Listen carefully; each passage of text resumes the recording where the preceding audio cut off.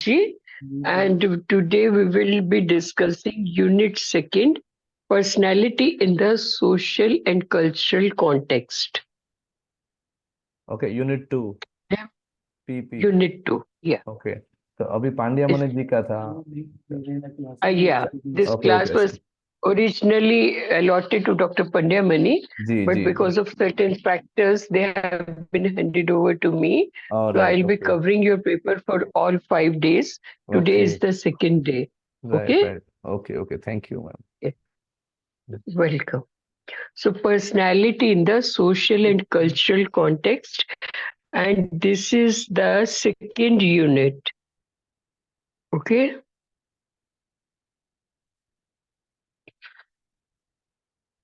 And today we are going to discuss it.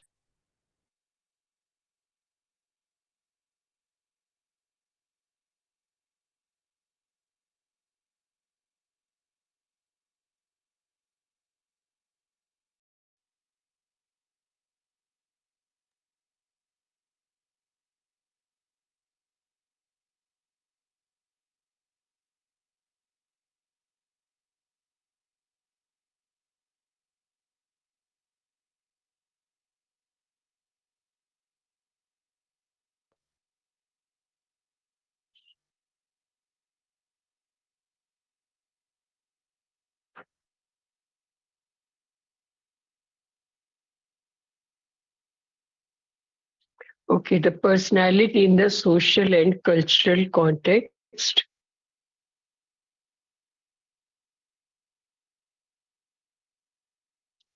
The first topic in this that comes up is the storied construction of personality. कि हम अपनी personality का जो story के form में construction करते हैं. It refers to the idea that an individual's personality constructed and shaped through the stories they create about themselves and their life experiences. Uh, they develop these stories to make sense of their past, present, and future. It is related to narrative psychology, which explores how individuals construct and communicate their experiences and identities through stories. देखिए, इसका अर्थ ये है कि आप बहुत सारे लोगों से मिलते हैं तो वो अपनी लाइफ की एक स्टोरी के फॉर्म में आपको सुनाते हैं. I belong to a zamindara family. मेरी फैमिली एक गांव में रहती थी. उस गांव में इस तरह का सिनेरियो था. I was brought up in this way. और गांव में हमारे ये ईटिंग हैबिट्स थी. इस तरह के लोग रहते थे. तो वो अपनी लाइफ की एक स्टोरी के बारे में बताते हैं. उससे आप उनको उनकी पर्सनैलिटी का अंदाजा होता है. और ये काफी कॉमन एस्पेक्ट है. जब हम स्टोरीड कंस्ट्रक्शन ऑफ पर्सनैलिटी करते हैं तो उसमें पहले एक नैरेटिव आइडेंटिटी होती है कि वो अपने बारे में एक नैरेटिव देते हैं कि मैं इस बैकग्राउंड से बिलोंग करता हूँ. I belong to India. I belong to rural area. I belong to an urban area. और मेरी लाइफ के किस तरह के एक्सपीरियंसेस हैं. और उन एक्सपीरियंसेस में वो अपनी ऑटोबायोग्राफिकल नैरेटिव्स देते हैं. अर्थात उनके अपने साथ जो घटनाएं घटित होती हैं वो उनके बारे में बहुत डिटेल में बताते हैं. फॉर एग्जाम्पल, अगर कोई रूरल एरिया से बिलोंग करता है कि हम लोग हमारी एक जमींदारा फैमिली थी. हम लोग शिकार पे जाते थे. हम छोटे छोटे शिकार करते थे. और एक बार करते करते एक बहुत बड़ा एलिफेंट वहां पर आ गया. And how they manage.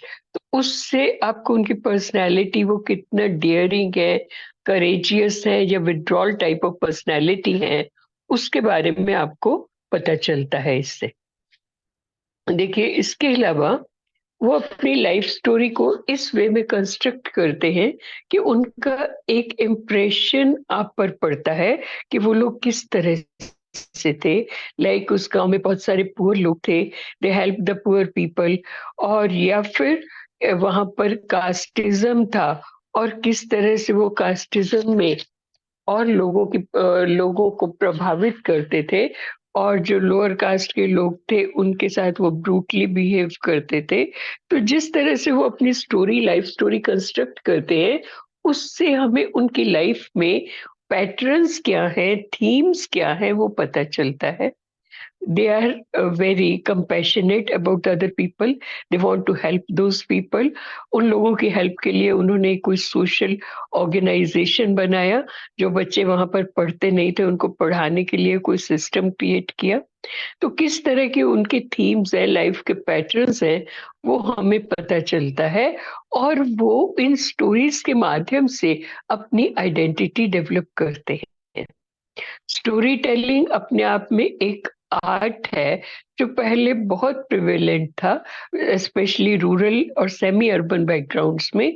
लेकिन अभी जब से सोशल मीडिया, टीवी का कल्चर है, मोबाइल का कल्चर है, अब ये स्टोरी टेलिंग आर्ट अब लोगों में नहीं रहा, बहुत कम देखने में आता है।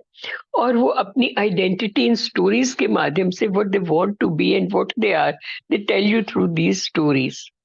और इन स्टोरीज का इम्पैक्ट कल्चरल और सोशल कॉन्टेक्स्ट में भी होता है। जो लाइफ की स्टोरी वो बताते हैं वो आपको उस जगह की कल्चरल वैल्यूज क्या हैं और वहाँ का सोशल कॉन्टेक्स्ट क्या है, जहाँ पर वो रहते हैं उसके बारे में भी बताते हैं।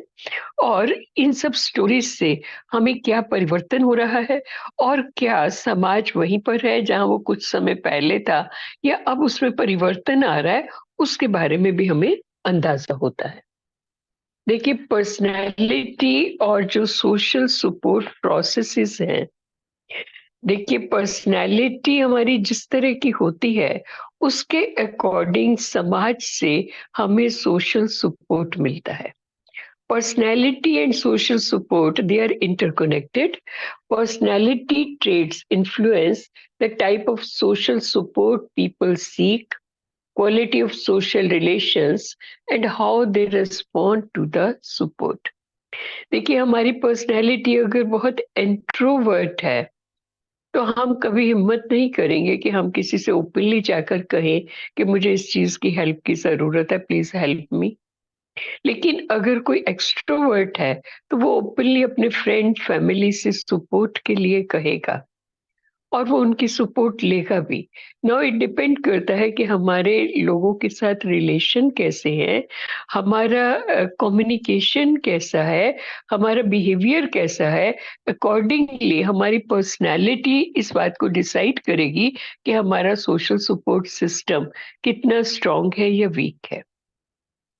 देखिए, हमारे जो पर्सनालिटी ट्रेट्स है बेसिक, एक्सट्रोवर्जन, अर्थात आप आउटवर्ड है या एक्सट्रोवर्ट है, आप इजीली लोगों से फ्रेंडली हो जाते हैं या नहीं होते। और दूसरा है न्यूरोटिज्म। न्यूरोटिज्म का मतलब है कि आप कितने इमोशनल हैं। अगर कोई इमोशनल व्यक्ति होगा तो वो किसी से डायरेक्टली हेल्प नहीं मांगेगा, बल्कि वो अपनी इमोशन, ग्रीफ लोगों को बताएगा, मेरे साथ ऐसा हुआ, मेरे साथ ऐसा हुआ, मैं एक विक्टिम हूँ, तो इनडायरेक्टली प्लीज हेल्प मी। तो मैं बेचारा, उस वाली फिगर में वो बात करेगा। जो एग्रीएबल पर्सनैलिटी लोग होते हैं, जिसकी बात हमने कल भी की थी पिछले लेक्चर में, बिग फाइव्स ऑफ पर्सनैलिटी। तो जो एग्रीएबल नेचर के लोग होते हैं, they are helpful to all and they get help from all the society. वो हमेशा अपने फ्रेंड्स और फैमिली मेंबर्स के साथ खड़े होते हैं, उनकी हेल्प करते हैं, और बाकी लोग भी रेसिप्रोकेट करते हैं, उनकी हेल्प करते हैं, और उन्हें कभी भी हेल्प की कमी महसूस नहीं होती, वो कभी अकेला फील नहीं करते। इसके अलावा जो कॉन्साइंटियस लोग होते हैं, जो बहुत मेहनती लोग होते हैं, वो हमेशा गोल ओरिएंटेड होते हैं। वो अपना टाइम वेस्ट नहीं करते। वो हमेशा किसी भी व्यक्ति की कोई प्रॉब्लम है तो उसके इमोशनल एस्पेक्ट पे ना जाके प्रॉब्लम सॉल्विंग एटीट्यूड उनका होता है। वो मेहनत करके, वो कम में गुजारा नहीं कर सकते, लेकिन वो मेहनत करके अपने लिए बहुत कुछ अचीव कर लेते हैं। और जो लोग ओपन टू एक्सपीरियंस होते हैं, जिनकी पर्सनालिटी में ओपननेस होती है, वो भी हर जगह एडजस्ट हो जाते हैं और समाज से उन्हें बहुत अच्छा सपोर्ट मिलता है। देखिए, जो सोशल सपोर्ट है उसकी अवेलेबिलिटी भी उन्हीं लोगों को ज्यादा होती है जो दूसरों को सपोर्ट प्रोवाइड करते हैं। और ये जो सोशल सपोर्ट प्रोविजन है, ये एक रेसिप्रोकल प्रोसेस भी है। देखिए, अगर आप दूसरे लोगों की हेल्प करते हैं तो लोग भी आपकी हेल्प करेंगे, और अगर आप दूसरे लोगों की हेल्प नहीं करते तो लोग भी आपकी हेल्प नहीं करेंगे। तो हमारे जो कोपिंग स्टाइल्स हैं, हम किस स्टाइल में अपने परिस्थितियों का सामना करते हैं और लोगों की हेल्प सीख करते हैं, वो भी बहुत इम्पोर्टेंट है। क्योंकि अगर हम मेंटली, इमोशनली, फिजिकली हेल्दी हैं तो हम दूसरों की हेल्प कर सकते हैं। और अगर हम ही डिप्रेशन में हैं, हम बेचारे, हम अपने आप को एक पुअर, एक विक्टिम की प्लेस में रखते हैं, तो हम दूसरों की हेल्प कर भी नहीं सकते और दूसरों की हेल्प सीख भी नहीं कर सकते। तो इसमें बहुत सारी कल्चरल कंसिडरेशंस भी हैं कि हमारे कल्चर में कई ऐसे कल्चर्स होते हैं जिसमें बहुत ज़्यादा कोहेसिवनेस होती है। लोगों में बहुत टीम वर्क होता है अपनी कम्युनिटी के प्रति। छोटे-छोटे ग्रुप्स बने होते हैं जो अपने कम्युनिटी के लोगों का हेल्प करते हैं। तो अगर इस तरह का कल्चरल एनवायरनमेंट है, तो एक व्यक्ति की ज़रूरत पे वो पूरा ग्रुप आकर सपोर्ट के लिए खड़ा हो जाता है। और कई कल्चर बहुत इंडिविजुअलिस्टिक कल्चर होते हैं। जैसे ब्रॉडली आप कह सकते हैं कि जो एशियन कल्चर्स हैं वो कंपैरेटिवली कोहेसिव कल्चर्स हैं, और जो वेस्टर्न कल्चर्स हैं वो बहुत इंडिपेंडेंट इंडिविजुअलिस्टिक कल्चर है। और इंडिविजुअलिस्टिक कल्चर में हम जानते हैं फॉरेन कंट्रीज में क्या हो रहा है कि वहां पर कोई एक दूसरे से बात नहीं करता।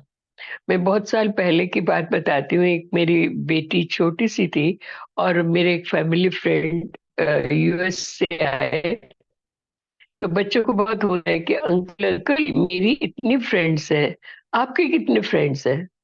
तो he was set a back, कहने लगा बेटा मुझे सोचना पड़ेगा, 25 इयर्स हो गए मुझे स्टेट्स में रहते, कि रियली मेरा कोई फ्रेंड है भी।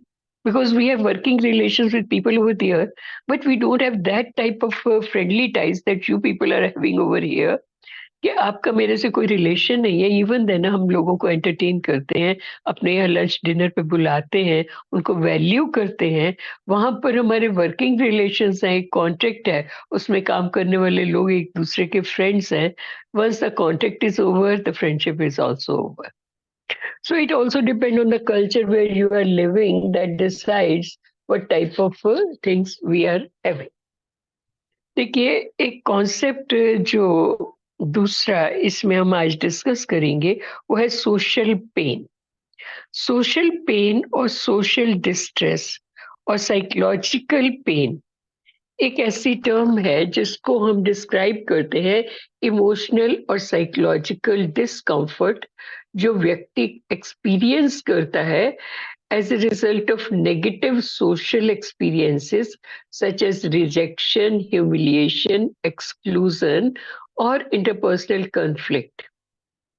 देखिए, जब व्यक्ति इमोशनल या साइकोलॉजिकल डिस्कम्फर्ट फेस करता है क्योंकि उसे नेगेटिव सोशल एक्सपीरियंसेस होते हैं, लोग किसी कारण से उसे रिजेक्ट करता है उसका फ्रेंड ग्रुप, या उसका ह्यूमिलिएशन करता है, या उसका इंटरपर्सनल कन्फ्लिक्ट हो जाता है, तो उसको वो सोशल पेन का नाम देते हैं या सोशल डिस्ट्रेस का नाम देते हैं। इसमें व्यक्ति इमोशनली और मेंटली डिस्टर्ब होता है। देखिए, सोशल पेन के बहुत सारे कैरेक्टरिस्टिक्स हैं। जैसे सोशल पेन की स्थिति में व्यक्ति बहुत ज्यादा साइकोलॉजिकल डिस्ट्रेस का अनुभव करता है, अर्थात साइकोलॉजिकली उसके मन में एक कंफर्ट की फीलिंग नहीं होती।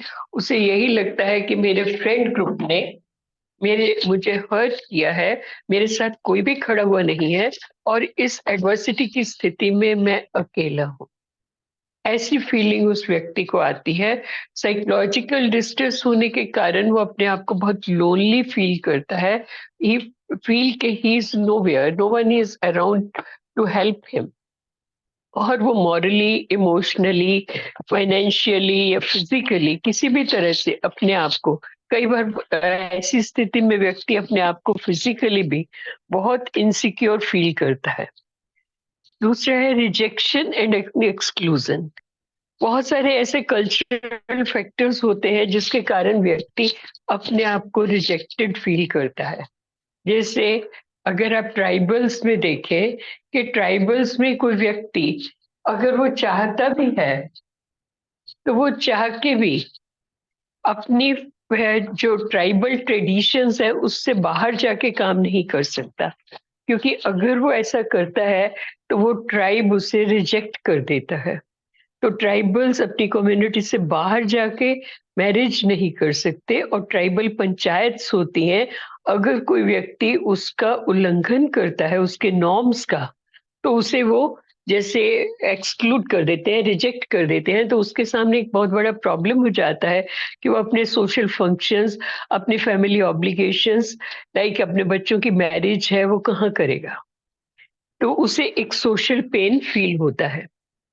इसमें इंटरपर्सनल कन्फ्लिक्ट भी होता है कि आपका अपनी कम्युनिटी के लोगों के साथ कोई कन्फ्लिक्ट हो गया और वो कन्फ्लिक्ट रिजॉल्व नहीं हो रहा। कभी प्रॉपर्टी पे झगड़ा हो गया या जमीन पे झगड़ा हो गया, या फिर आपने आउट ऑफ द वे जाके, अभी नॉर्मली ये चीजें अर्बन सोसाइटीज में नहीं है, लेकिन हम अभी भी देखते हैं ट्राइबल सोसाइटीज में ये चीजें एग्जिस्ट करती हैं कि आप ट्राइबल नॉर्म्स के अकॉर्डिंग जाते हैं तो आपका झगड़ा हो जाता है and you are excluded from the tribe. Neuro biological basis, देखिए जब बहुत सारे लोगों का स्कैन किया गया तो ये पाया गया कि जो हमारे न्यूरॉन्स का पाथवे होता है जब हमें फिजिकल प्रॉब्लम होती है, same pathway is found when we are having emotional pen.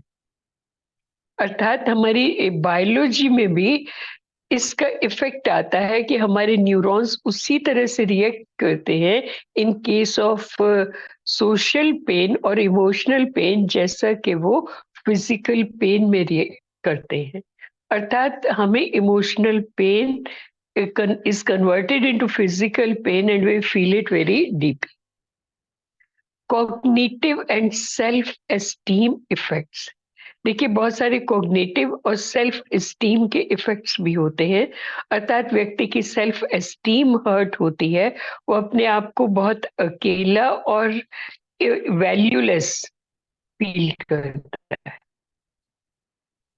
देखिए इसके बहुत सारे लॉन्ग टर्म कॉन्सिक्वेंसेस होते हैं।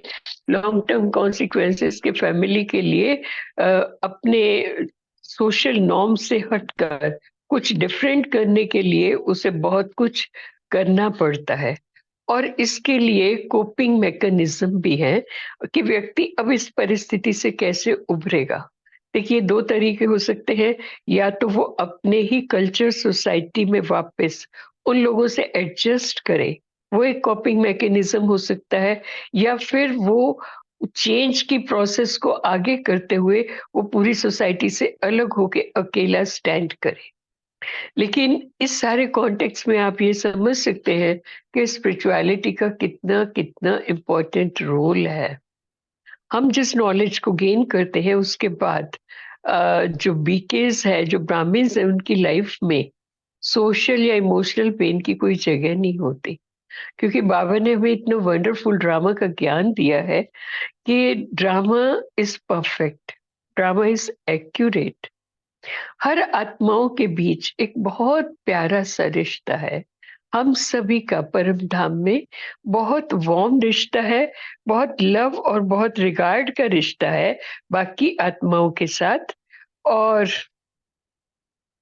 यहाँ पर जो भी हो रहा है वो केवल ड्रामा का एक पार्ट है।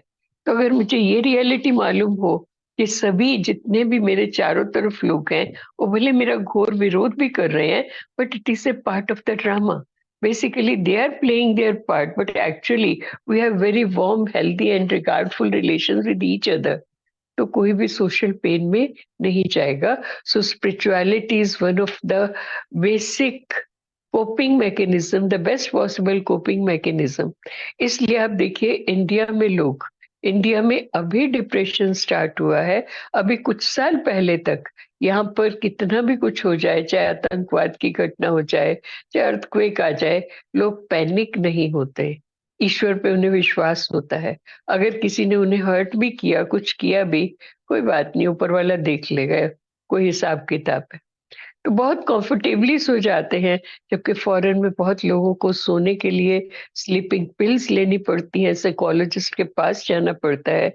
So spirituality is one of the best means जो आपको साइकोलॉजिकल हीलिंग करती है, सूदिंग करती है। और ये जो सोशल सपोर्ट सिस्टम है, और जब हम इन परिस्थितियों से, चैलेंजेस से गुजरते हैं, तो हमारे अंदर रेजिलियंस पावर डेवलप हो जाती है, जो हमारी लाइफ के चैलेंजेस को मीट करने के लिए हाँ, हमारे काम आती है। देखिए, ये एक एवोल्यूशनरी पर्सपेक्टिव इसमें छिपा हुआ है कि जब आप इस हर्ट या पेन के थ्रू गुजरते हो, तो उसके बाद आपको उसकी वैल्यू समझ में आती है कि ultimately social values are important. तो समाज में कोहेसिवनेस होना इम्पोर्टेंट है, लड़ाई झगड़ा होना इम्पोर्टेंट नहीं है। तो I should adjust with the other people and let's move together for the growth of the community, for the growth of that place, और for the growth of the family. तो ये हर व्यक्ति, हर आत्मा इस वर्ड ड्रामा में अपने आप को डेवलप करने के लिए आती है, एक्सपीरियंसेस लेने के लिए आती है। इसलिए एवोल्यूशनरी पर्सपेक्टिव बहुत इम्पोर्टेंट है। देखिए, इसका इम्पैक्ट हमारी मेंटल हेल्थ पर भी होता है। देखिए, जितना भी अगर आप पेन से गुजरते हैं, सोशल पेन, वो लोगों को मेंटली डिस्टर्ब भी कर सकता है, और इसके लिए हमें बाकी लोगों का सपोर्ट भी चाहिए और इंटरवेंशन की भी जरूरत होती है। देखिए, आप लोगों को मैं एक बात एड्रेस करना चाहूंगी कि आप अपनी एग्जामिनेशन की तैयारी के लिए आपके चैप्टर्स के पीछे जो क्वेश्चंस दिए हुए हैं, आप उन पे डिपेंड कर सकते हैं। उन क्वेश्चंस को ही लेके आपका पेपर बनेगा, और कुछ कुछ जो इम्पोर्टेंट चीजें हैं वो मैं आपको बताते जाऊंगी। तो आप अगर उस तरह से करेंगे, ये बहुत जनरल पेपर है, और आप इजीली अपने अनुभव से अपने कुछ एग्जाम्पल्स ऐड करके इन्हें इंटरेस्टिंग भी बना सकते हैं और याद भी रख सकते हैं। देखिए, अभी हम जो बात करेंगे वो है हर्ट फीलिंग्स। देखिए, पेन और हर्ट ऑलमोस्ट सिमिलर सी टर्म्स हैं, लेकिन हम पर्सनालिटी के पॉइंट ऑफ व्यू से दोनों को अलग तरह से डिफाइन किया है। देखिए, हर्ट फीलिंग से हमारा मतलब है, hurt feelings refer to a state of emotional discomfort that arises when an individual experiences a negative or painful emotional response to a specific event, interaction or situation. देखिए, जब हमें कोई इमोशनल किसी से इंटरेक्ट कर रहे हैं और उसका जो रिस्पॉन्स है वो इमोशनली हर्टफुल है, तो हमारे अंदर एक हर्ट की फीलिंग पैदा होती है। It can be caused by interpersonal और इंट्रापर्सनल फैक्टर्स। ये दो लोगों के बीच, या दो कम्युनिटीज के बीच, दो कल्चर्स के बीच भी हो सकता है। तो वी कैन हर्ट एक पर्सनल लेवल पे और एक ब्रॉडर लेवल पे भी, किन्हीं घटनाओं के कारण हम हर्ट फील कर सकते हैं। इनके कॉजेस क्या हैं? Interpersonal conflicts. देखिए, इंटरपर्सनल दो लोगों के बीच जो कोई भी घटना होती है, किसी भी बात को लेकर, मे बी फाइनेंशियली, इमोशनली, या फिर किसी पर्टिकुलर डिस्कशन में, किसी एक एथिकल लेवल पे भी आपका किसी से कन्फ्लिक्ट हो सकता है कि आपकी और मेरी वे ऑफ थिंकिंग अलग है। और जब ये दीदी, कन्फ्लिक्ट होता है, यस, पेज नंबर दीदी बताए ना? इसका पेज नंबर, ओके। देखिए, आप अपनी बुक में ये जो सेकेंड यूनिट है, पेज नंबर 41 to 72, हाँ, तो अभी आप जो हाँ ना, 40, हाँ, ये पेज नंबर 41 to 57 72, 57 में मिल जाएगा आपको। हाँ इसी में, हाँ यस यस यस, उसी में होगा, बिकॉज मैं बुक ओके, खोल के तो डन आपको नहीं पढ़ा रही है ना। डन जी। तो ओके, या कॉजेज ऑफ हर्ट फीलिंग्स हम कर रहे हैं। तो परसीव्ड इनसेंसिटिविटी। देखिए, हम हर्ट तब होते हैं जब दूसरा व्यक्ति हमारी इमोशनल फीलिंग्स के बारे में इनसेंसिटिव होता है। कुछ लोग आप जानते हैं कि बहुत सेंसिटिव होते हैं, दूसरों की भाषा, the way they use the words, the way they address you, it can hurt you. देखिए, इसमें भी इनसेंसिटिविटी के कारण बहुत सारे झगड़े होते हैं। तुम ठीक, मैं गलत, मैं सही, तुम गलत, हजारों रिश्ते इसी में खत्म हो जाते हैं। तो ये आदमी हर्ट हो जाते हैं। हर्ट के अलावा अगर कोई किसी को रिजेक्ट कर देता है, ये आप जनरली आप टीनेजर्स में बहुत देखते हो। गर्ल या बॉयफ्रेंड का रिलेशन है, एक ने दूसरे को रिजेक्ट कर दिया और वो इतना हर्ट होता है, इतना हर्ट होता है, और अगर वो किसी से शेयर नहीं करता और अपने आप को उससे उभार नहीं पाता, they it can lead to suicide.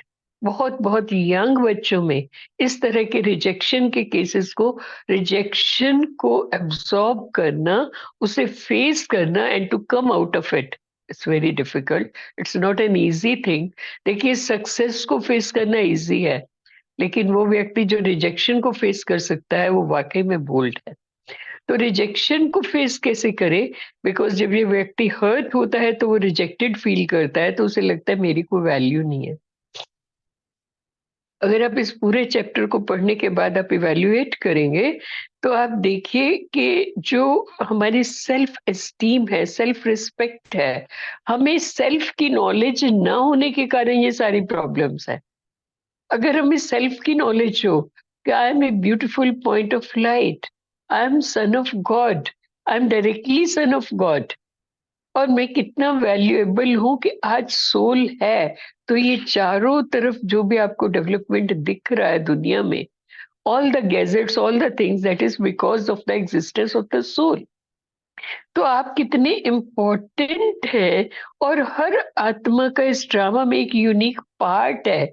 ये ड्रामा आप में से हर एक के बिना इनकम्प्लीट है, बिकॉज आपके पार्ट को कोई दूसरा रिप्लेस नहीं कर सकता। हम ड्रामा खेलते हैं, रामायण का खेलते हैं, रामलीला का खेलते हैं, एक नहीं दूसरे को राम बना दिया, एक नहीं दूसरे को रावण बना दिया, लेकिन इस वर्ड ड्रामा में आपका कोई रिप्लेसमेंट ही नहीं है। जो पार्ट आप प्ले कर सकते हैं वो दूसरा कोई नहीं करता। You are a unique identity. आपका थंब इम्प्रेशन, आपका आई स्कैन किसी दूसरे से मैच नहीं करता। See how unique you are. तो इसमें इंसल्ट या क्रिटिसिज्म होता है, उससे भी बच्चे बहुत हर्ट होते हैं, कोई भी व्यक्ति हर्ट होता है, और हम अपने आप को इन सब चीजों से इम्यून कैसे रख सकते हैं, that is a big challenge. और स्पिरिचुअलिटी इस चैलेंज का आपको जवाब देती है कि लाइफ में चैलेंजेस आएंगे, लेकिन आप उन्हें इस तरह से हैंडल करें कि आप सफर ना करें।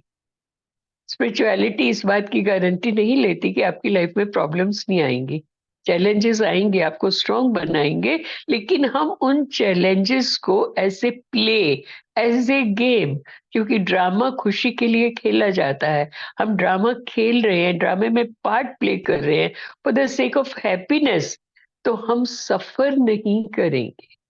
तो इस स्पिरिचुअलिटी की बहुत ज्यादा जरूरत इसलिए है कि आप कभी भी हर्ट ना हो, आप कभी भी क्रिटिसिज्म को एज ए चैलेंज ले। आप जिसने भी क्रिटिसाइज किया, सपोज करो मैं आपको पढ़ा रही हूँ, हो सकता है कुछ लोगों को मेरा पढ़ाना नहीं समझ में आए, वो क्रिटिसाइज करें कि हमारा 1 घंटा वेस्ट कर दिया। Okay fine, no problem. आपने, you did your part, this is up to them how they perceive it. तो आपको इससे कोई फर्क नहीं पड़ता। यू डिड योर बेस्ट, आपने अपना पार्ट प्ले किया, इट्स ओवर। तो आप क्रिटिसिज्म से हर्ट ना हो, आप प्रॉब्लम से सफर ना करें, दैट इज द विक्ट्री। और ये विक्ट्री विदाउट स्पिरिचुअलिटी हम नहीं सीख सकते। देखिए, जब बिट्रेयल होता है, आपको कोई धोखा देता है, आपने किसी को फ्रेंड मान के उसे सपोज करिए 10,000 या 10 लाख रुपीज दे दिया, अब पता चला कि जब देने का समय आया वो तो आपका फोन ही नहीं उठाता है, वो तो ये कह रहा कब दिए थे, मुझे दिए ही नहीं आपने, आपके पास कोई प्रूफ है तो बताइए। तो जब बिट्रेयल होता है तो आप हर्ट होते हैं। इसी तरह आपका कोई बहुत बड़ा लॉस होता है, मटेरियल लॉस भी हो सकता है, कोई इमोशनल लॉस भी हो सकता है, किसी रिलेशनशिप का लॉस हो सकता है, किसी नियर एंड डियर की डेथ हो सकती है, फादर की, मदर की, हस्बैंड की, बेटे की। तो उससे भी आप बहुत बड़ा जब लॉस होता है तो तब भी हम हर्ट होते हैं। और हर्ट हम तब भी होते हैं जब कोई व्यक्ति हमें राइट पर्सपेक्टिव में नहीं समझता, हम उसे कुछ और समझते हैं और वो हमें मिसअंडरस्टैंड करता है, हमें गलत समझता है। और स्पेशली हमारे नियर एंड डियर रिलेशंस में जब किसी को मिसअंडरस्टैंडिंग हो जाती है, हमने लाइफ लॉन्ग आपने बच्चों के लिए बहुत किया और पता चला आज बच्चे आपसे बात भी नहीं करते क्योंकि उन्हें मिसअंडरस्टैंडिंग हो गया कि आपने उनके साथ जस्टिस नहीं किया। तो ये चीजें हर्ट करती हैं। और सब्जेक्टिविटी, देखिए एक है ऑब्जेक्टिव दृष्टिकोण, एक है सब्जेक्टिव दृष्टिकोण। ऑब्जेक्टिव दृष्टिकोण मीन्स जो रियल है, और सब्जेक्टिव दृष्टिकोण के जैसा दूसरे को लगता है। सपोज करिए आपने किसी को बहुत अच्छा गिफ्ट दिया, आपने अपने दृष्टिकोण से बहुत अच्छा महंगा गिफ्ट दिया और दूसरे व्यक्ति को लगा ये क्या दे दिया, ये भी कोई चीज होती है। तो ये subjective attitude also can cause feelings of hurt.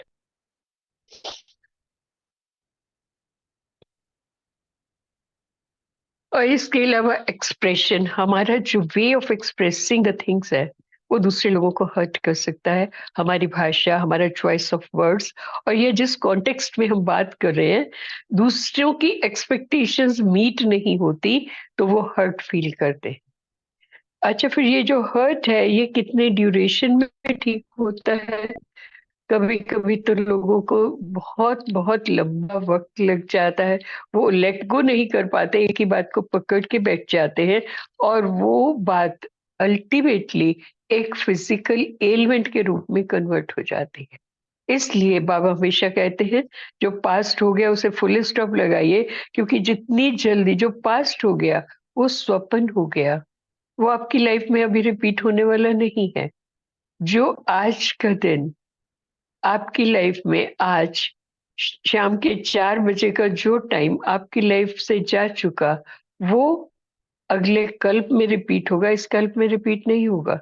तो आप अगर उस हर्ट को पकड़ के बैठे हैं तो ultimately who is going to hurt? You are going to hurt yourself. तो इसके लिए हम कोपिंग मैकेनिज्म क्या यूज करते हैं? बहुत बार हम साइकोलॉजिस्ट से मिलते हैं, काउंसलर से मिलते हैं, और स्पिरिचुअलिटी इंडिया में, religion and spirituality, they are the best coping mechanism, क्योंकि वी सरेंडर टू गॉड। जो भी हुआ ईश्वर देख लेगा, तो आप बहुत निश्चिंत हो जाते हो। तो कोपिंग मैकेनिज्म हमें आना चाहिए, वो बहुत इम्पोर्टेंट है। और रेजोल्यूशन, कि जो भी आपके हर्ट हुआ है, आप कोशिश करिए कि आप अपने रिलेशंस को रिजॉल्व कर ले, अपनी जो प्रॉब्लम्स है उनको रिजॉल्व कर ले। हमारे स्पिरिचुअलिटी में तो ये कहा जाता है कि आज दिन भर जो कुछ भी हुआ, रात को सोने से पहले उसे लेट गो करो, से एक्सक्यूज मांग लो, एक्सक्यूज कर दो, एक्सक्यूज मांग लो, सरेंडर टू बाबा। और किसी भी कंफ्लिक्ट को लेकर, किसी भी हर्ट फीलिंग या पेन को लेकर आप सोने नहीं जाएं, सोने से पहले उसे रिजॉल्व कर दे। मैंने जीवन को बहुत आसान कर लिया, किसी से माफी मांग ली और किसी को माफ कर दिया। इम्पैक्ट ऑन रिलेशंस, ये जो हमारा कंफ्लिक्ट होता है, जो हमारी ये हर्ट फीलिंग्स होती है, ये हमारे रिलेशंस को भी खराब करती है। कि अगर रिलेशन नहीं है तो हम जीवन में खुश भी नहीं रह सकते, बिकॉज रिलेशंस हमें अनहैप्पीनेस प्रोवाइड करते हैं। तो इस रहना है, हमें भी करना होगा, कॉम्प्रोमाइज भी करना होगा, और फॉरगिवनेस की पॉलिसी भी अपनाना होगा। Self reflection is very important, कि आत्मा इस दुनिया में अपनी स्पिरिचुअल ग्रोथ के लिए और एक्सपीरियंस लेने के लिए आती है। इसलिए जो हुआ आप शाम को बैठे रिफ्लेक्ट करें, मेडिटेशन में बैठे और देखें कि कहाँ मेरे से क्या मिस्टेक हुई है, और जो भी हुआ है ओके, उससे लेसन सीखो और आगे बढ़ जाओ, उसको पकड़ के नहीं रखो। Forget and forgive everyone, because all are our soul brothers and we are playing a part on this earth, and कुछ भी परमानेंट नहीं है, everything is changing every moment. और अगर हम ये हर्ट फीलिंग से बाहर आने में हमारा सोशल सपोर्ट सिस्टम बहुत इम्पॉर्टेंट होता है। देखिए, सोशल सपोर्ट सिस्टम हमारी फैमिली से होता है, हमारे परिवार से, कम्युनिटी से, फ्रेंड सर्किल से, हमारे वर्क प्लेस से। ये सब सोशल सपोर्ट सिस्टम हमें प्रोवाइड करते हैं। इसलिए बहुत ज़रूरी है कि हमारे वर्क प्लेस पे, फैमिली पे और हमारा फ्रेंड सर्किल बहुत स्ट्रांग हो। हम उन सब का सपोर्ट लेकर अपने आप को हेल्दी रख सकते।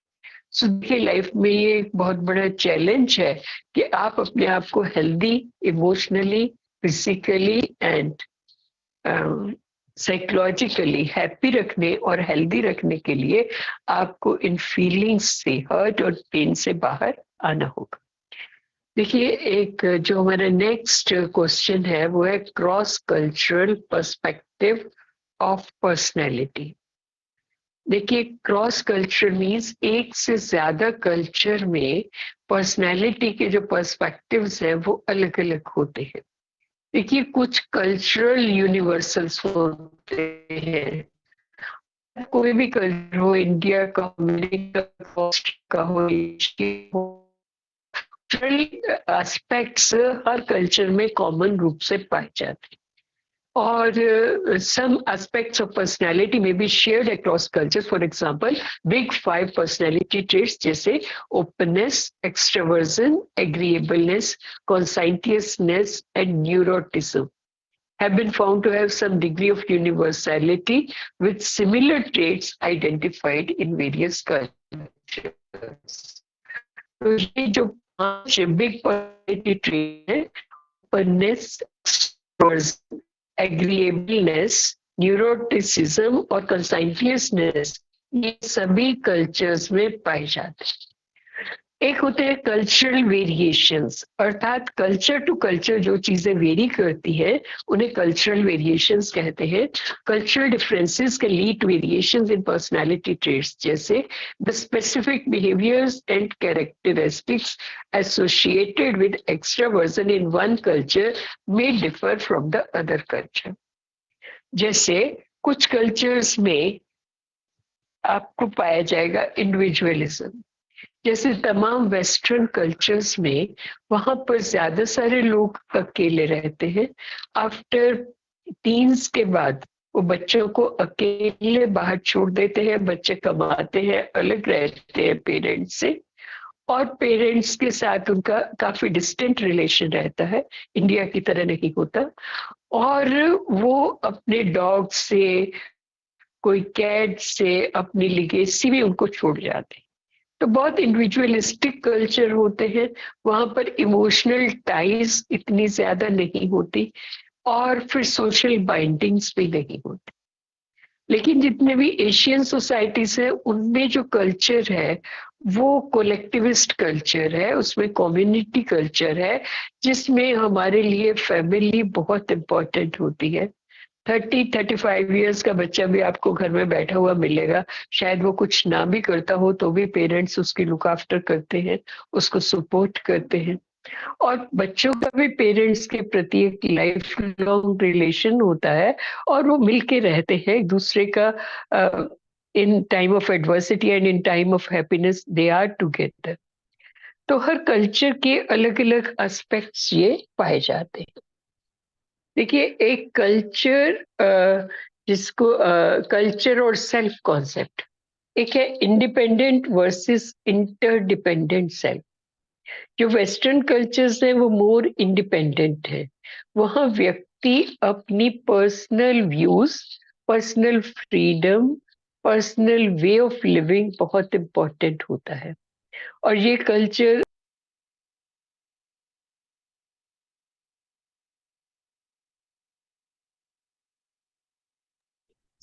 डिपेंडेंट कल्चर के कारण है। अभी एक अमेरिकन साइकोलॉजिस्ट ने लिखा कि इंडिया का इतना हेल्दी कल्चर था जहाँ की जॉइंट फैमिली सिस्टम पाया जाता था, ये वेस्ट को क्यों फॉलो कर रहे हैं? और जब से वेस्ट को फॉलो कर रहे हैं तब से इंडिया में भी डिप्रेशन बढ़ता जा रहा है, सुसाइड रेट बढ़ता जा रहा है, और लोनलीनेस, एंजाइटी और कई तरह के साइकोलॉजिकल डिसऑर्डर्स डेवलप होते जा रहे हैं। बिकॉज एक बफर था जो आपका जॉइंट फैमिली सिस्टम था, और उस बफर में क्या था कि अगर एक बच्चे मम्मी ने डांट दिया, कोई बात नहीं, ग्रैंड पेरेंट्स ने उसे प्यार कर लिया। कभी ग्रैंड पेरेंट्स से झगड़ा हो गया, उसकी मदर ने उसे फॉन्डल कर लिया। तो एक बच्चों को सब तरह के छोटे बड़े सबसे बिहेव करना भी आता था, और परिवार के जितने भी लोग होते थे, मैटरनल, पैटर्नल, अंकल, आंटीज, नीस, और उनके जो कजन ब्रदर और सिस्टर्स होते थे, उन्हें एक कम्युनिटी में रहना, एक दूसरे को टॉलरेट करना, एक दूसरे के व्यूज को रिगार्ड देना, वो आता था। और जितना हम न्यूक्लियर फैमिली की तरफ बढ़ते जा रहे हैं, और न्यूक्लियर फैमिली में भी जहां अब कल्चर है कि both the parents are working, तो children are left all alone with no one to look after their emotional needs, no one for their socialization. They are getting socialization from only crutches, from only the maid servants, and they are just imbibing their culture. So उनमें या फिर social media से जो वो learn कर रहे हैं, केवल वही कल्चर उनके अंदर जा रहा है, और इससे उनकी इंडिपेंडेंट होने की टेंडेंसीज बढ़ती हैं, और उनमें वैल्यू सिस्टम खत्म होता जा रहा है, और वो वैल्यूज जो उनकी लाइफ की सर्वाइवल के लिए जरूरी थी। जैसे अभी मैंने एक वीडियो देखा, कोरिया का वीडियो था, और उसमें बच्चे दिखाए गए, वो वीडियो गेम खेल रही है एक बच्ची, और उसने डायपर पहना है। वो वॉशरूम नहीं जाना चाहती क्योंकि उसके वीडियो गेम के नंबर कम हो जाएंगे, and she is putting on a diaper. Can you say it a healthy tradition? So where we are heading, we just have to think. और जबकि जो एशियन कल्चर्स हैं उनमें इंटरडिपेंडेंस है, no one want to be independent. हाँ ठीक है, मैंने ये काम कर लिया, आप ये काम कर लो, we both are depending on each other.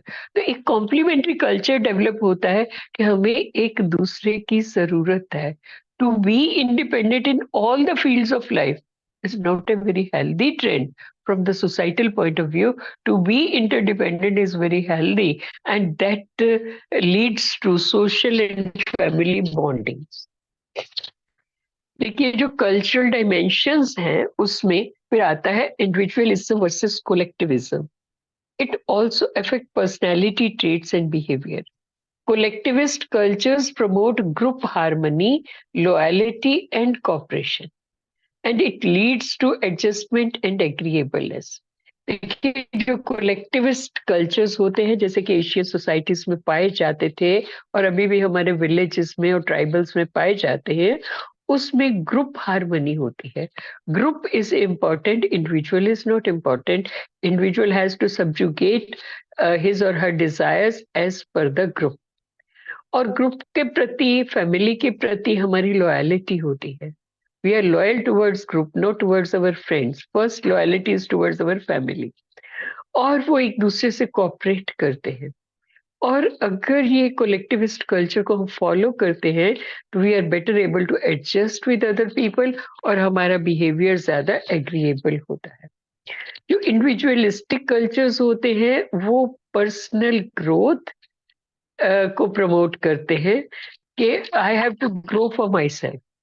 तो पर्सनल ग्रोथ जहाँ होता है, और मेरा सेल्फ एक्सप्रेशन इम्पोर्टेंट है, मेरा वे ऑफ थिंकिंग इम्पोर्टेंट है, और मुझे इंडिपेंडेंस चाहिए, मुझे पढ़ने के लिए अलग रूम चाहिए, और जो मैं कहता हूँ वो होना चाहिए, तो हम जॉइंट फैमिली को छोड़ के न्यूक्लियर फैमिलीज बनाते हैं।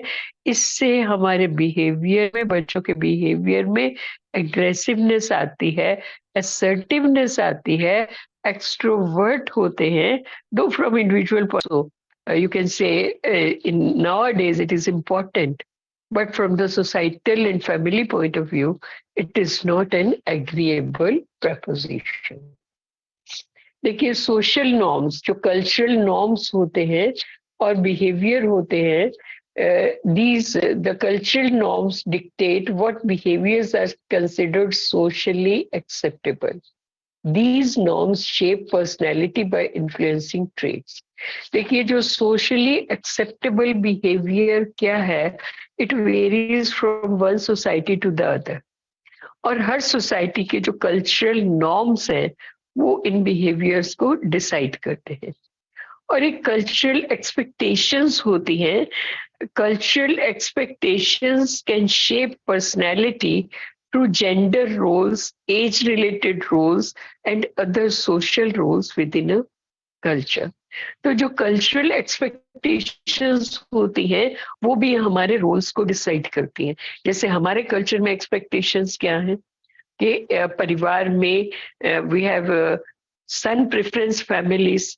जो सन होगा वो पेरेंट्स के साथ रहेगा, वो पेरेंट्स की लुक आफ्टर करेगा। जो डॉटर होगी उसकी इनकम को हम यूज नहीं करेंगे।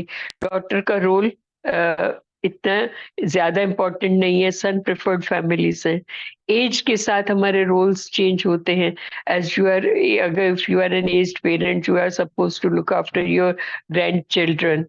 और इस तरह से हर कल्चर टू कल्चर, जबकि मैं आपको अफ्रीका में ऐसे लोग भी दिखा सकती हूँ जहां पर एक जो ग्रैंड मदर है, अ, जो ग्रैंड मदर है वो अपने जो उसका ग्रैंड चाइल्ड है उसकी बेबी सिटिंग के लिए पैसा चार्ज करती है। ऐसे एग्जाम्पल्स हैं।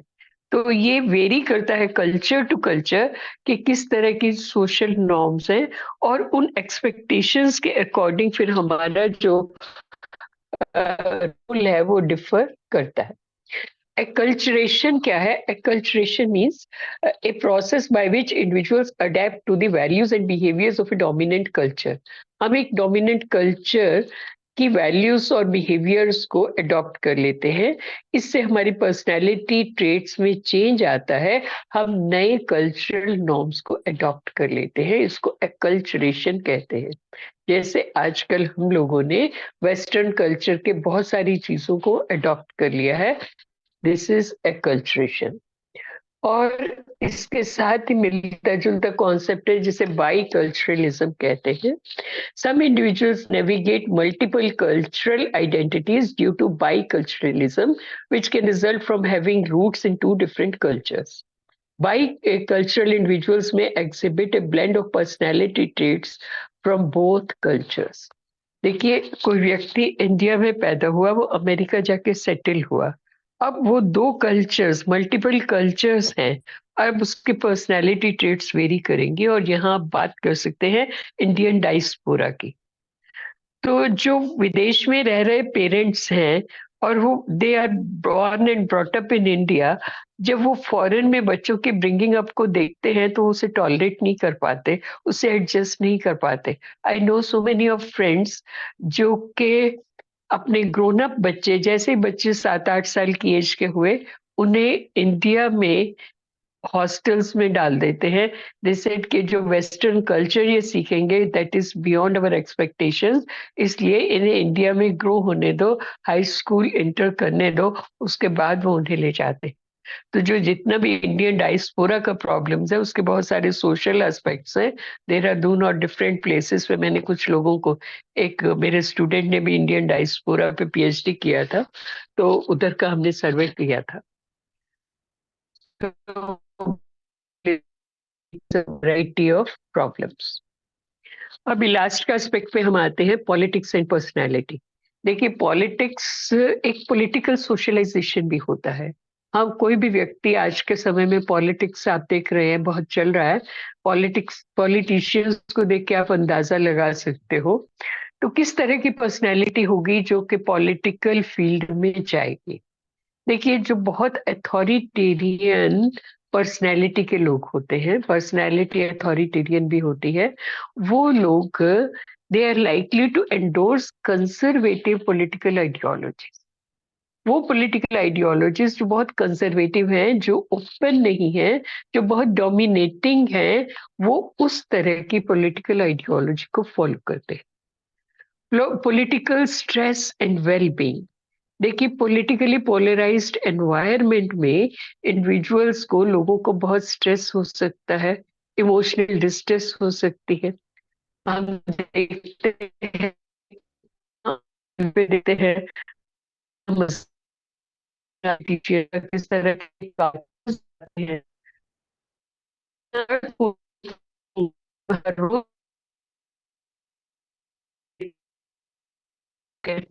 तो पॉलिटिक्स में आने वाले जो पर्सनैलिटी एक अलग तरह की होती है, वो सेंसिटिव नहीं होते, उनमें न्यूरोटिज्म नहीं होता, वो इमोशनल नहीं होते, वो अपनी बात को कभी भी चेंज कर सकते हैं, एक पार्टी को छोड़ के दूसरी पार्टी को ज्वाइन कर लेते हैं, आइडियोलॉजिकल बेस स्ट्रॉन्ग नहीं है। तो एक अलग तरह की पर्सनैलिटी है जो कि इजीली ना हर्ट होती है ना पेन होती है। They are only goal oriented कि बस मुझे इलेक्शन जीतना है, बाय हुक और by crook, by any means. तो पॉलिटिक्स जो है ये भी आपकी पर्सनैलिटी को मोल्ड करता है, और आप किस तरह से पॉलिटिकल एंजाइटी को मैनेज करते हो, that's very important. So political involvement in political activism or campaigns can lead to changes in the individual's personality. जो political experiences होते हैं इससे लोगों में leadership skills develop हो सकती हैं, वो different तरह के perspectives को open होते हैं, अपनी बात पे बहुत assertive होते हैं, और वो बहुत वोकल होते हैं, एक्सट्रोवर्ट होते हैं, और बहुत कंसाइटियस भी होते हैं, अर्थात बहुत मेहनती भी होते हैं। पॉलिटिकल नॉर्म्स और वैल्यूज हर कल्चर में अलग अलग होते हैं, और वो आपके पर्सनैलिटी ट्रेट्स का और पॉलिटिकल बिहेवियर को एक्सप्रेस करते हैं। अगेन पॉलिटिक्स भी जो है वो आपके कल्चरल नॉर्म्स के अकॉर्डिंग होती है। So political socialization is a process in which we learn the norms and values of a particular society.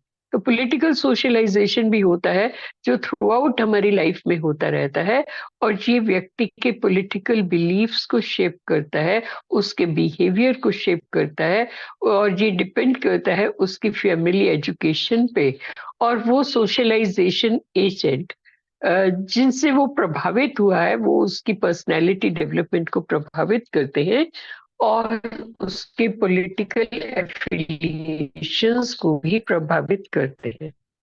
Politics and personality they are also related, and our personality influences the politics also, and in turn we are also affected by the prevalent norms of the political system. सो ये आपका second unit था जो हमने cover किया आज। तो अगर आपका कोई क्वेश्चन हो तो आप पूछ सकते हैं।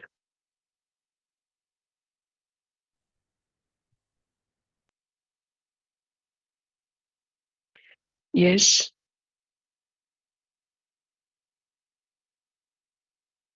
It's fine, okay. मेरा एक क्वेश्चन था तो जैसे कि आपने बोला कि एक सोसाइटी के लिए it is better that people are interdependent and rather than या being fully independent, yes, but generally ऐसा भी देखा जाता है कि मतलब the reason why people shifted from joint families to nuclear families is because बहुत बंधन होते हैं, बहुत आपके रिस्ट्रिक्शंस होते हैं एंड ऑल। तो इसका मतलब बेस्ट वे क्या है? बेस्ट वे क्या? ओके, देखिए फर्स्ट ऑफ ऑल तो वी मस्ट अंडरस्टैंड कि वी हैव टू पे द प्राइस ऑफ एवरीथिंग। अगर आपको इंडिपेंडेंस चाहिए तो इंडिपेंडेंस का प्राइस आज हम पे कर रहे हैं very in the form of young generation which is very aggressive, और बहुत एग्रेसिव है ये जनरेशन जो आ रही है, और उसमें वैल्यूज नहीं है, वैल्यूज की बहुत कमी है, going towards addiction, becoming very hyper. तो उसका बेस्ट वे ये है कि we must have, until and unless we enter spirituality, we cannot make a balance. Because the root cause of all the social problems nowadays is that spiritual dimension is missing from our life.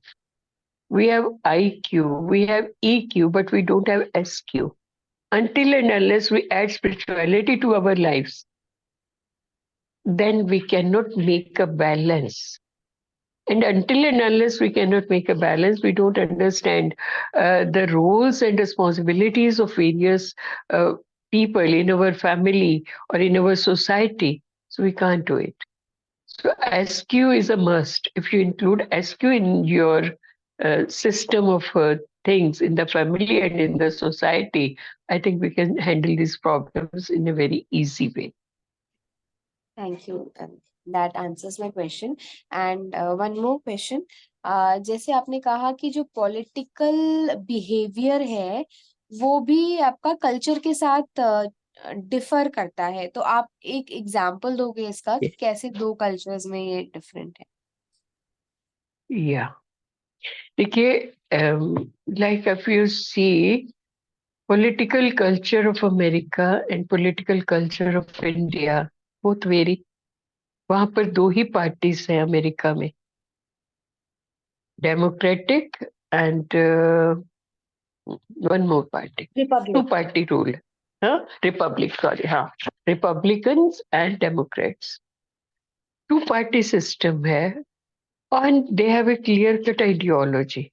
So you can't jump over to third, fourth, or any other regional party. And America is a very big state, even larger in land area than India. Population wise बहुत छोटा है, लेकिन 33 crore people है, हमारे UP से भी कम population है, लेकिन बहुत वास्ट एरिया है, टू पार्टी। तो हमारे कल्चर में क्या है, we have, I don't think if you have less than 100 parties in our system. So our culture also, that is, our culture also decide what type of behavior we are going to have. तो जब इतना multiple options होगा तो you will become more opportunist. You are not restricted to one or two ideologies. So many ideologies, communist, socialist, BJP, Congress, so many parties with different ideologies, and you can go on changing your personalities, go on changing your ideologies, just jumping from one to the other. And then if there is a totalitarian culture, अब अभी आप देखिए जहाँ पर राजाई system था, kingdom type का system था, तो अभी कहीं नहीं है इंग्लैंड को छोड़ के, तो वहां पर आपकी आइडियोलॉजी डिफरेंट होगी, वहां पर पॉलिटिकल बिहेवियर डिफरेंट होगा. You must be loyal to the throne, no other option is there. So that type of political system also decide the type of personality, the type of behavior we are going to have. और अगर आप वहां देखिए north Korea, north Korea में अगर उसकी meeting में आप बैठा कोई व्यक्ति सो गया, मीन्स उसे 1 मिनट के लिए झपकी लग गई और वो उसे वहीं शूट कर देगा. डिफरेंट है ना. You can not say anything against the person. North Korea में आप देखिए. सो बहुत बहुत डिफरेंस है हर जगह पे. तो हमारे कल्चर के according political behaviour also varies. Thank you so much. First, thank you. Okay, welcome. Okay, okay. Madam, please share the Om speaker. Shanti. Thank you all of you. Thank you very much, ma'am. Okay. Om Shanti. Thank you Baba. Om Shanti, sister. Thank you. Om Shanti. Sister, one question. Yes, yes. हाँ, जो when we are promoting interdependence on one hand, बाबा निराधार करने के लिए, निराधार रहने के लिए बोलते हैं, because interdependence leads to expectations and dissatisfaction when the expectations are not met. So, what is your say on this? या लेकिन बाबा ने आपसे एक बात और भी कही है कि ये दुनिया परिवर्तन कब होगी, जब संस्कार मिलन की रास होगी. Internally independent and dependent on Baba, but externally कोई भोजन बना रहा है, कोई ऑफिस का काम कर रहा है, कोई वॉशिंग का काम कर रहा है, एक्सटर्नली वी आर इंटरडिपेंडेंट. और जब तक संस्कार मिलन की रास नहीं होगी, जब तक हमारे इंटरनल डिफरेंसेस कम नहीं होंगे, तब तक ना हम संपूर्ण बनेंगे, ना तब तक लास्ट का समय, संपूर्णता का समय आएगा. इंटरडिपेंडेंट हैं हम एक्सटर्नली, इंडिपेंडेंट हैं हम emotionally. Emotionally we are not hurt, we are independent. This is drama. अगर किसी ने कहा हमें कुछ, it is a part of the script. जैसे आप एक पिक्चर की पहले स्टोरी लिखते हैं, फिर उसे प्ले आउट करते हैं. अब सपोज आपकी स्टोरी में कुछ ऐसा है कि आप किसी मुझे कुछ ऐसा कह रहे हो जो अच्छा नहीं है, so I will not feel hurt because it is a part of your script. You have not said to me if you have said anything to the part. इस टीचर के पार्ट को कहा है, I the soul, I am independent of that part. मैं आत्मा एक still point of light हूँ जो इस आत्मा के इस रोल को, टीचिंग के रोल को प्ले होता हुआ देख रही हूँ. तो internally we have to be independent, but externally we have to be interdependent. आप देखिए शांतिवन में हम सभी अलग अलग काम करते हैं और बहस भी होती है, डिफरेंसेस भी होते हैं, बट स्टिल संस्कार मिलन की रास के बिना आप किसी ऑर्गेनाइजेशन को नहीं चला सकते और सत्युग के रूल को भी नहीं चला सकते. Externally interdependent. Am I clear? या बताया जाता है ना ऐसे कि मन और बुद्धि से हम निर्भर ना हो. बाहरी रूप से हम चाहे निर्भर हो सकते हैं, पर हमारी मन और बुद्धि निर्भर ना करे किसी पर. या means emotionally Yes. And psychologically आप केवल बाबा के साथ, क्योंकि आत्मा के पास तो संकल्प भी नहीं है. आत्मा हर्ट कैसे होगी? आत्मा तो एक साइलेंट ऑब्जर्वर है बाबा के साथ. तो ये आपने अगर कुछ कहा भी किसी ने, तो मेरे पार्ट को कहा, मुझे अच्छा खाना बनाना नहीं आता, okay fine, it's a part of his or her script. I shouldn't feel hurt. Okay, तो Yes. हम Thank you, ma'am. अपने आप, ओके फाइन. Continue, ma'am. नहीं, ओके फाइन, बिकॉज हम एक किसी की स्क्रिप्ट से हर्ट नहीं हो सकते. This is a part of the script. If someone has said me something, but I am independent of that. I am with Baba, a silent observer, watching my part also, observing the other's part also. So this language has created a lot of barriers between us, because this is because of the language that we get hurt from each other. Otherwise, if you look at the vibrations, we all have very good vibrations for each other, because we are from that home where we have a lot of love and regard for each other, and all of us are equal. Only we had been given different parts to play. And that is the drama. Drama is here to enjoy. So enjoy everything. Okay? Fine. Yes. Nicely Thank you, ma'am. explained. Thank you so much. Okay, welcome. Thank you, ma'am. Baba. Thank you so much for your guidance about all this thing. Thank you. Welcome, brother.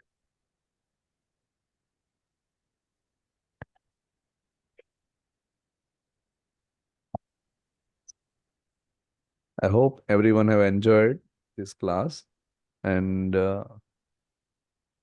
if is there any questions, then you can discuss it as well till the next teacher comes. Class will start at 5:15, is it? Yes, yes. Of Okay. Dr. Rajesh Arora. Oh, great. Thank you. Yeah.